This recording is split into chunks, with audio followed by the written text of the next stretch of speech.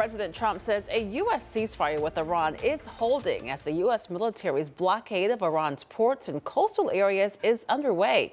As NBC's Alice Barr reports, Iran has blamed, quote, excessive demands by the American side for the collapse of peace talks.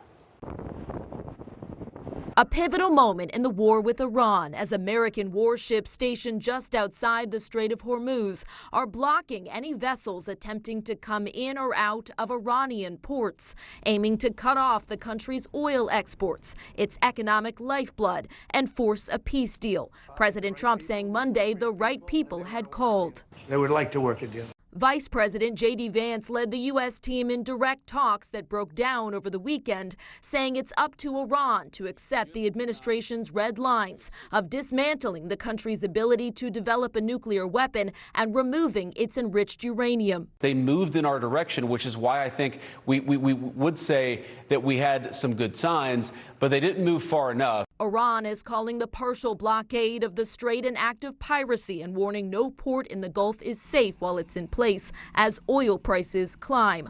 While another key sticking point moves center stage today with Secretary of State Marco Rubio mediating talks in Washington between Israel and Lebanon, seeking an end to fighting with Iran-backed Hezbollah militants that threatens a broader peace deal.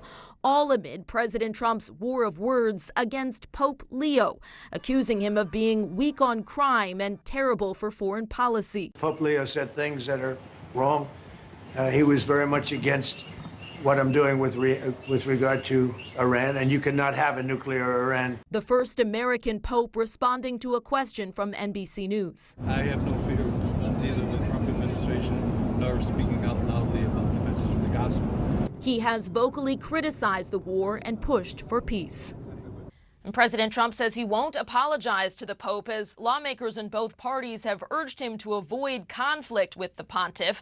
Vice President J.D. Vance, himself a Catholic, insisted it's possible to respect the Pope and maintain good relations with the Vatican while at times disagreeing.